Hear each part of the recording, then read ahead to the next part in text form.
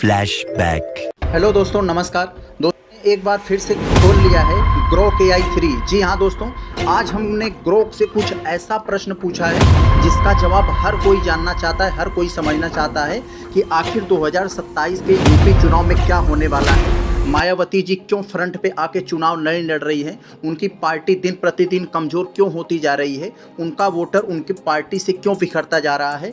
इन सारे सवालों को जवाब आज आपको ग्रोक AI 3 देगा। तो चलिए बिना समय नुकसान किए हम लोग एक एक स्टेप को देखते हैं। आप लोग वीडियो को अंत तक देखेंगे तो जो भी आरोप लगाते हैं बसपा बी पार्टी है, सी पार्टी है, क्या है, कैसे है, कितना पैसा लेती है, सारी की सारी चीज़ों को आपको ये लाइन टू लाइन क्लियर होगा। बस आप वीडियो को अंत तक देखिएगा।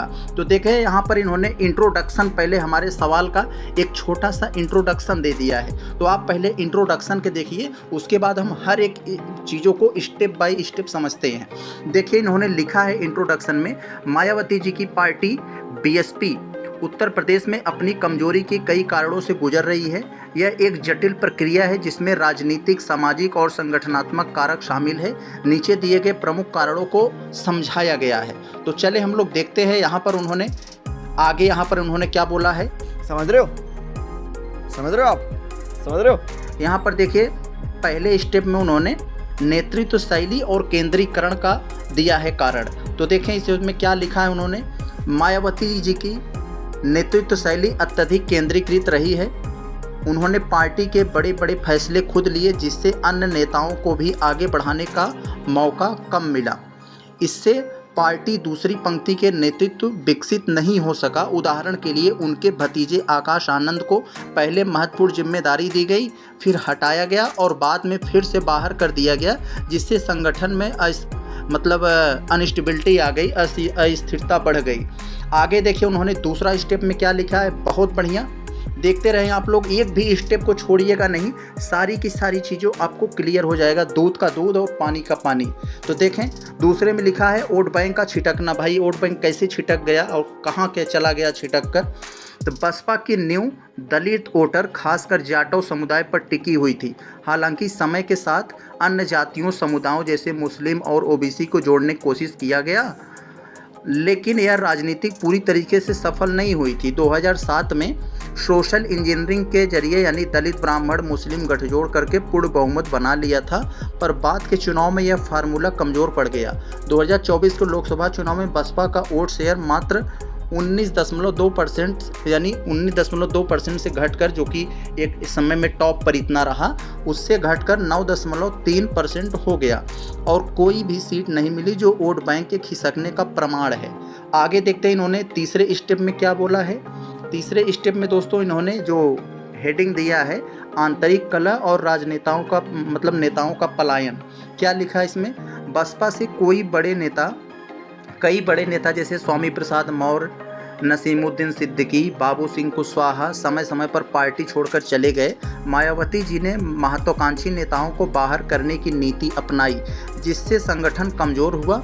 हाल के वर्षों में विधायकों की बगावत जैसे 2020 में राज्यसभा चुनाव के दौरान ने पार्टी की एकजुटता को नुकसान पहुंचाया। आगे देखते हैं उन्होंने तीसरा कारण क्या लिखा है बसपा के कमज़ोर और मायावती जी के संगठन के कमजोरी का। पूरा यहाँ पर उन्होंने चौथे में लिख दिया है, बीजेपी और सपा की बढ़त की ताकत। देखें क्या लिखा है इसमें, उत्तर प्रदेश में भाजपा यानी भारतीय जनता पार्टी और समाजवादी पार्टी ने अपनी रणनीतियों से बसपा के वोट बैंक में सेंधमारी की। बीजेपी ने गैर जाटव, दलित और OBC को अपने पक्ष में किया, जबकि सपा मुस्लिम और जाटव ने मजबूत किया। इससे बसपा का परंपरागत समर्थन आधार कमजोर हुआ।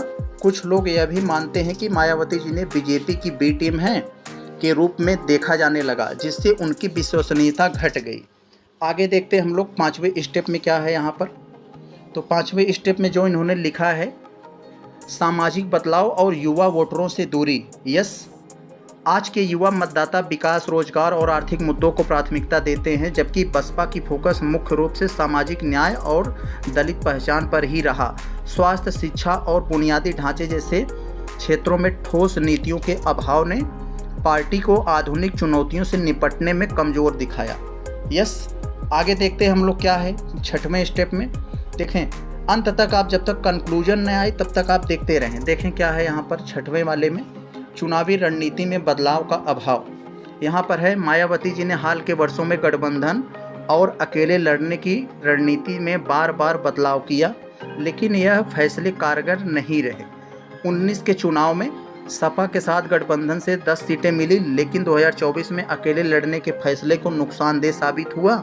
उनकी निष्क्रियता, यानी देख रहे हैं इस समय मायावती जी उतना एक्टिव नहीं है जितना पहले थी। 4 बार की सीएम रह चुकी हैं, लेकिन दिखता नहीं है फ्रंट पे आकर वो जिस तरह से चुनाव लड़ना चाहिए उस तरह से नहीं लड़ रही हैं। तो इसमें लिखा है उनकी निष्क्रियता और चुनाव प्रचार में कम जोर से भी पार्टी की स्थिति कमज़ोर किया। आगे देखें इन्होंने निष्कर्ष में जो लिखा है ये सबसे बेहतरीन है यहाँ पर कंक्लूजन के रूप में। तो यहाँ पर जो इन्होंने लिखा है, बसपा की कमजोरी का मूल कारण मायावती जी की केंद्रीकृत नेतृत्व शैली, संगठनात्मक कमजोरी, वोट बैंक का छिटकना और बदले राजनीति परिदृश्य में अनुकूल की कमी है। 2007 में शिखर पर पहुंची पार्टी आज हाशिए पर है और इसके पुनरुद्धार के लिए नेतृत्व बदलाव, नए संगठन और युवा मतदाताओं को जोड़ने की पूरी रणनीति की जरूरी है। तो देखा आप लोगों ने, ये जो ग्रॉक एआई का सवाल था कि आखिर जो है बीएसपी कमज़ोर कैसे हो गई, जो इतनी बड़ी एक सियासी ताकत थी उसकी ताकत धराशायी कैसे हो गई, इसमें उन्होंने पूरा जो है कंक्लूजन से लेकर यानी इंट्रोडक्शन, बॉडी और कंक्लूजन तक में उन्होंने सारी चीज़ों को यहाँ पर समझाया।